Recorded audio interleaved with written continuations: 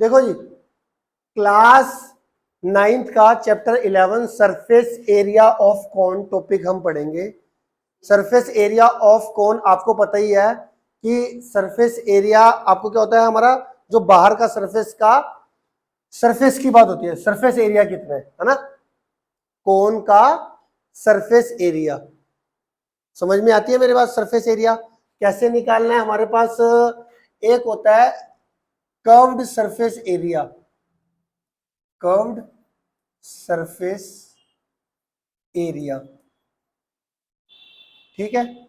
Curved surface area क्या होता है मेरे पास? जैसे कि इसको आप इमेजिन करो, इमेजिन उसमें क्या होगा, जैसे आप सॉफ्टी खाते हो, है ना, खाते हो ना सॉफ्टी, तो जो सॉफ्टी होता है वो किस शेप में होता है?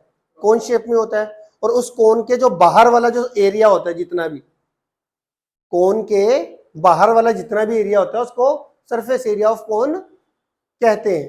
जैसे हमने सॉफ्टी पकड़ रखी है, आप जितना एरिया देख पाते हो। अब इसमें क्या होता है, एक होता है हमारा कर्व्ड सरफेस एरिया, एक होता है हमारा total surface area. Curved surface area में क्या होता है, जो गुलाई वाला एरिया होता है, गुलाई वाला, कोन के गुलाई वाला जो एरिया है वो हमारा कर्व्ड सरफेस एरिया होता है।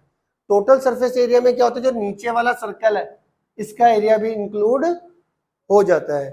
तो देखो, ये मैंने कोन बनाया है, इस कोन का जो रेडियस, जो बेस है वो क्या है, सर्कुलर शेप का, और इसका रेडियस ले लिया मैंने r, हाइट ले ली मैंने h, और एक वर्ड होता है, ये होता है l, l होता है मेरा स्लांट हाइट। l यहां पर हमारा क्या है, r यहां पर हमारा क्या है, रेडियस, h क्या है, हाइट ऑफ कोन, l क्या है मेरे पास, स्लांट हाइट। और इसका फॉर्मूला क्या होता है curved surface area of cone का, एक होता है हमारा pi are l, pi are l, curved surface area कभी भी निकालना हो। एक होता है हमारा टोटल सरफेस एरिया निकालना, total surface area of cone. वो कैसे निकलता है, कर्व्ड सरफेस एरिया में ये नीचे वाले सर्कल का एरिया ऐड कर देते हैं, तो ये कितना हो जाता है, पाई आर एल। नीचे सर्कल का एरिया कितना होता है, pi r square.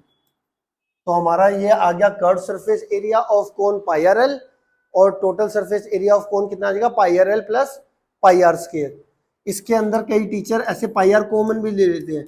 Pi are अगर तुम कॉमन ले लोगे तो कितना आ जाएगा, pi are l plus are, या आर प्लस एल कई बच्चे बोलते हैं। तो ये हमारे दो फॉर्मूले पहली एक्सरसाइज के अंदर लगने वाले हैं 11.1 के अंदर। Curved surface area of cone क्या होता है, pi are L, total surface area कितना होता है, पाई आर ब्रैकेट में एल प्लस आर। ठीक है, आ गया समझ में? तो इसी को ध्यान में रखते हुए हम एक्सरसाइज के क्वेश्चन स्टार्ट करते हैं। सबसे पहला क्वेश्चन देखते हैं, इसके अंदर कौन सा है, question number 1।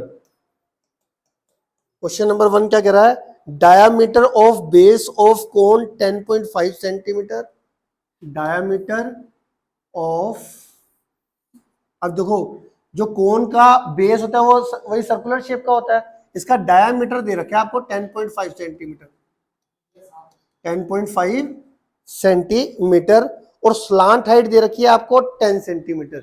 Slant height, slant height ये वाली, ये आपको कितनी दे रखी है, 10 centimetre. Find its curved surface area, इस कोन का कर्व्ड सरफेस एरिया निकालना है। अब आपको पता है कर्व्ड सरफेस एरिया को शॉर्ट फॉर्म में सीएसए भी बोलते हैं। Curved surface area of cone कितना होगा मेरे पास, पाई आर एल, कितना होगा, पाई आर एल। पाई की वैल्यू हमेशा गिवन होती है हमारे को, फिलहाल के लिए बुक में गिवन है 22/7, कहीं कहीं पर पाई की वैल्यू कितनी होती है, 3.14 भी होती है। तो वो क्वेश्चन में जैसे गिवन होगी वही वाली पुट करनी। रेडियस अगर हम देखा जाए तो डायामीटर अगर आपको देखो 10.5 है, तो रेडियस कितना होगा इसका, उसका आधा, डायामीटर का हाफ रेडियस होता है ना, तो 10.5/2 कर दो तो रेडियस आ जाएगा। ठीक है, क्लियर है, इतनी बात समझ में आ गई। और एल आपको कितना दे रखा है, 10 सेंटीमीटर। ठीक है, तो कर्व्ड सरफेस एरिया ऑफ कोन आपका ये निकाल दिया। अब इसकी कटिंग करनी है। यहाँ पे देखो एक डिजिट के बाद पॉइंट है, पॉइंट को हटाओ और नीचे 10 लगा दो। एक डिजिट के बाद अगर पॉइंट है तो पॉइंट को हटा के कितना लगा दिया मैंने, 10 लगा दिया, है ना। ये 10 से 10 क्या हो जाएगा, कैंसिल, है ना। 7 से ये कैंसिल हो जाएगा, 7 1 जा 7, बचेगा 3, 7 5 जा 35, और 2 से ये कटिंग हो जाएगी, 2 से 22 कैंसिल होकर कितना आ जाएगा 11। तो 15 को 11 से मल्टीप्लाई करके कितना आ जाएगा 165। अब क्या है देखो, एरिया है ना, अब यूनिट का बड़ा ध्यान रखना है अपने। एरिया में क्या होता है, जो भी आपको यूनिट दे रखी है उसका स्क्वायर, सेंटीमीटर स्क्वायर, तो इसका एरिया कितना आ जाएगा 165 सेंटीमीटर स्क्वायर। क्या मेरी बात आपको समझ में आ गई, क्लियर है।